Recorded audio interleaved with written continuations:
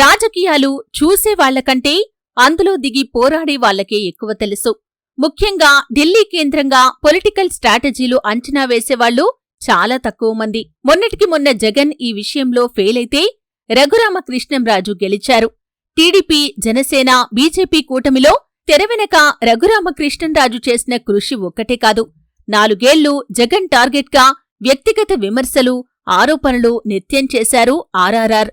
అలాంటి మనిషి అసెంబ్లీలో జగన్తో మాటామంతికి చొరవ తీసుకున్నారు. జగన్ దగ్గరకు వచ్చి మరీ మాట్లాడారు. భుజంపై చెయ్యి వేసి మరీ సుదీర్ఘ చర్చకు ముందుకు వచ్చారు. జగన్ అంటేనే రెడ్డీ కులం అని, పిచ్చిరెడ్డి అని కులాన్ని వదల్లేదు. నిత్యం వ్యక్తిత్వ హననం చేశాడు రఘురామకృష్ణంరాజు.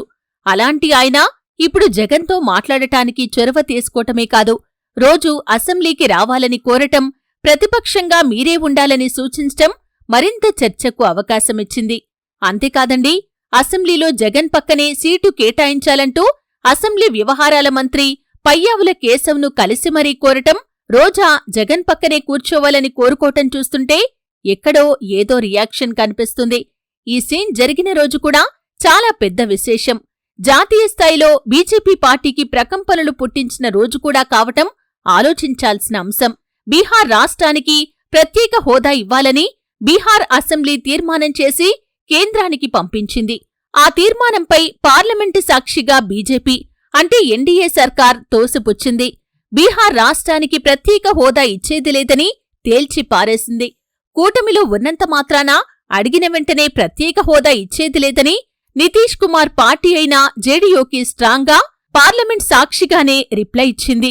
నిండు లోక్సభలో బీజేపీకి మద్దతు ఇస్తున్న నితీష్ కుమార్ పార్టీకి ఇది మింగుడు పడని అంశం. మరో 6 నెలల్లో బీహార్ అసెంబ్లీ ఎన్నికలు జరగబోతున్నాయి. ఇలాంటి టైంలో బీహార్ విషయంలో బీజేపీ తీసుకున్న స్టాండ్ ప్రత్యేక హోదాను ఇచ్చేది లేదని చెప్పటం చూస్తుంటే నితీష్ కుమార్ ఏ క్షణమైనా బీజేపీతో తెగతెంపులు చేసుకుని వెళ్లటం ఖాయంగా కనిపిస్తుంది.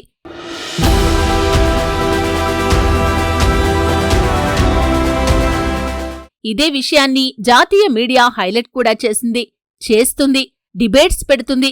ఇదే జరిగితే టీడీపీ, జనసేన మద్దతుతో కేంద్రంలో బీజేపీ ప్రభుత్వానికి వచ్చిన ఇబ్బందేమీ లేదు. కాకపోతే బొటాబొటి అంటే జస్ట్ 5 ఎంపీలు మాత్రం మ్యాజిక్ ఫిగర్ కంటే ఎక్కువగా ఉంటారు. ఇందులో 2 బీహార్ రాష్ట్రంలోని చిన్నా చితక ఎంపీలు కావటం మరో విశేషం. అంటే కేవలం 3 ఎంపీలు అదనంగా ఉన్న బలంతోనే కేంద్రంలో బీజేపీ ప్రభుత్వం ఉంటుందన్నమాట. ఈ విషయం బాగా పసిగట్టిన రఘురామకృష్ణంరాజు మళ్లీ జగన్తో సన్నిహిత్యం కోరుకుంటున్నారా? ఏ క్షణమైనా ఎన్నికలు వస్తే ఏపీలో గతంలో మాదిరి వన్ సైడ్ అయ్యే అవకాశాలు లేవు.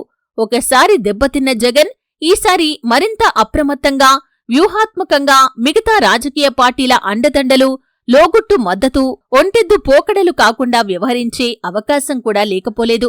అంతేకాదు, ఓడిపోయిన జగన్ ఇంట్లోనే కూర్చుంటాడని, బయటకు రాలేడని, అసెంబ్లీలో అడుగుపెట్టలేడని గట్టిగా భావించిన టీడీపీ, జనసేన పార్టీల ఆలోచనలకు భిన్నంగా జగన్ మరింత కసితో జనంలోకి వస్తున్నారు.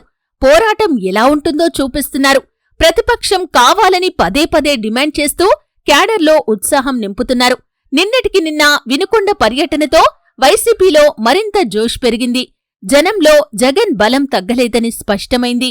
ఈ పరిణామాలు అన్నీ గమనించే రఘురామకృష్ణంరాజు జగన్ వైపు వెళ్లకపోవచ్చు. కాని గతంలో మాదిరి ఈసారి గిల్లికజ్జాలు పెట్టుకోకుండా దగ్గర కావాలని చూస్తున్నారా అనే సందేహాలు, ప్రశ్నలు తలెత్తుతున్నాయి.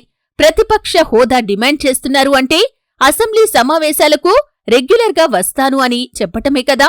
అసలు సమావేశాలకి జగన్ రాడు అనుకుంటే ప్రతిపక్ష హోదా డిమాండ్ ఉండదు కదా. ఈ లాజిక్ మిస్ అయిన కూటమి పార్టీలు ఇప్పుడు డైలమాలో పడ్డాయి. ఇది గమనించే రఘురామకృష్ణంరాజు జరగబోయే పరిస్థితులు, అంచనాలను పసిగట్టి జగన్కు దగ్గరవ్వాలని చూస్తున్నారా ఏంటి అనే చర్చ కూడా జరుగుతుంది.